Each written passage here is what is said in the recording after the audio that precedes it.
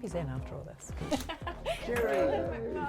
Lovely to see you. Lovely to see you. Well, of course, if you don't know, it is Colin McMaster, the famous Welcome. WRC and motorsport photographer. I'm taking my shoes off because we've been in the mud. Just tell us a little bit about how on earth you started this incredible journey, because this has been all of your life now. Yeah. Well, I was born into a family quite passionate about motorsports. Yeah. I was okay at school and went to university doing engineering, and then while I was doing that, I was more and more taking pictures at weekends at racetracks.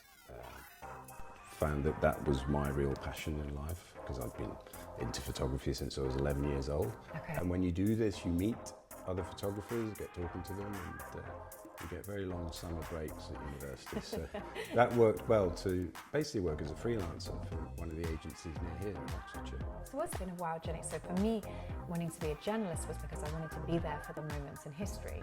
You know, if you can't make the history, you can be on the sidelines of history. And you really have been on the sidelines for some of the greatest parts of our motorsport history. I think if I was to, you know, pick an era of motorsport to work in, I've pretty much got it bang on. It was great times. Would maybe 10 years earlier would have been also fantastic, but to work in this millennium, to work around the British rally drivers, Richard and Colin McRae, Richard Burns of course, and yeah, that was this golden times. Okay, this Yeah. is where it sort of all started. Well, this was pretty much cutting edge at the time. We started McLean end of 1996, so Monte Carlo 97 was our first event as an agency. Okay. And How strange is it? Because I actually remember, I guess my first witnessing this, I was covering the royal wedding, and the photographers were taking the pictures, and then they sit there and they're opening up their laptop and sending it. It's a completely different world for you now, because before you could enjoy the moment, take the pictures and deal with the matter later, but now it's everybody wants your pictures straight away. So when I started, you basically had film, and you never saw your images till Monday morning. That's the way it is. And in my industry, when we moved from film to digital, everything changed. You become an editor of your own work. And accessible 24/7. Exactly. Blame the internet. It's a wild time. Yes. Tell me about this. So this is, I'm not a great collector of memorabilia, but this is something special for me. 1998, Richard Burns won the Safari Rally, and we went on holiday afterwards in Kenya. And if you are on the podium of the Safari Rally, the trophies are always each year beautiful. They're carved wooden animals, the big five of the animals, so it could be a lion, anything really. I can't remember what his trophy was, but everybody that finishes gets a Finisher's Award. And this just happens to be the winners.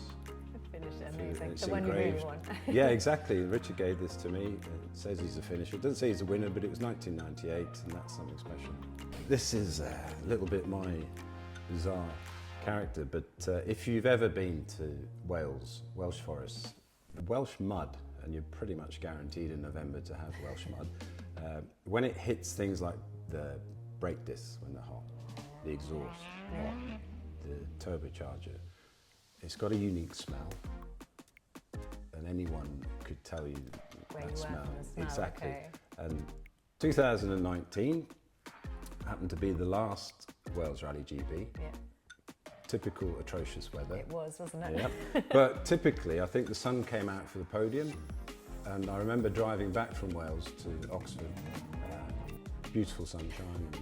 Basically, all you have to do is add water, get yourself a rally car, Yeah, chuck it on Chuck it. it It'll on. be like I've done a stage. chuck it on the exhaust, and you will be smelling of Wales Rally GB. Talking about socialising, am I allowed to just pour this on the I floor? think so. It hasn't been done before, so. This is Colin's bag of memories. It's unbelievable. Yeah, and there's me saying I don't collect things. But, I throw my passes away as soon as I get them. What I love is that you've kept all your... so, I mean, what to do here? Just pick something up and. What's this one?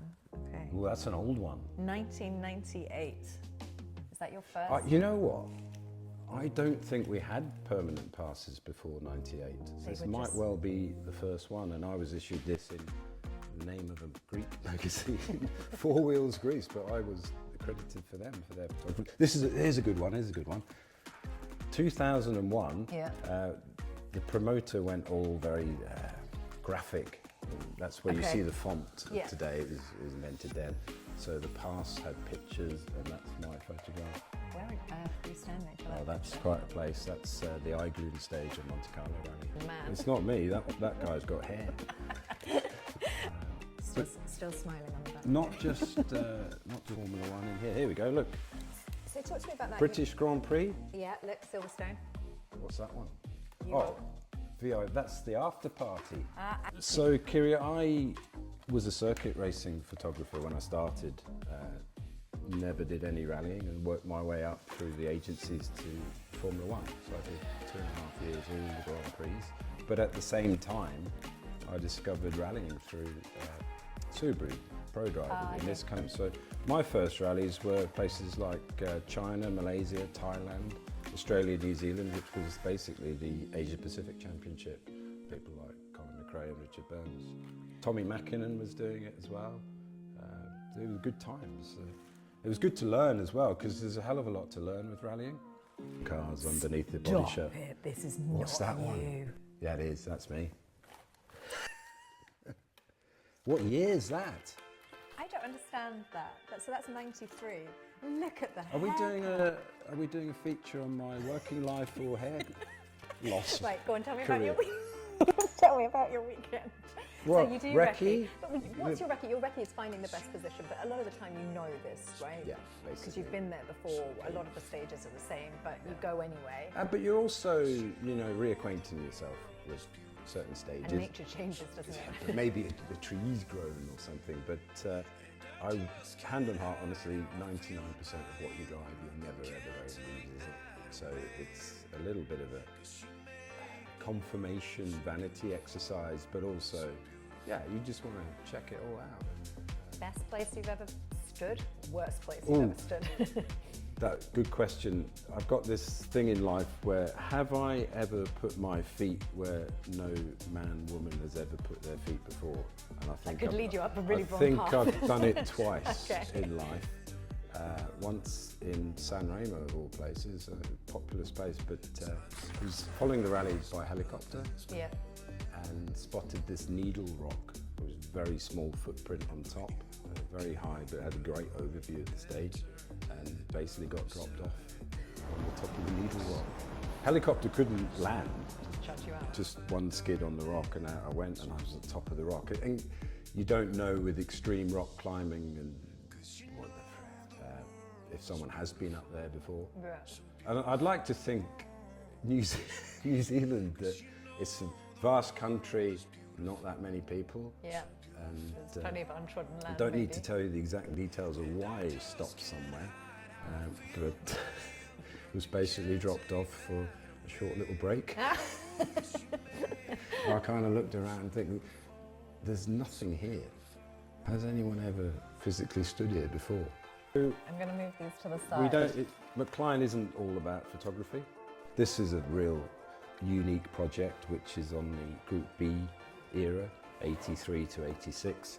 Only 200 copies of these were made, but this was all signed by the world champions, hand signed. So you're quite happy to take a book over to Yeah, Ireland.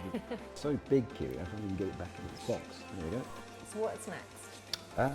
One more year of WRC in the bag, definitely. So Yeah. 2025, we're making a collaboration with Getty Images. Yeah.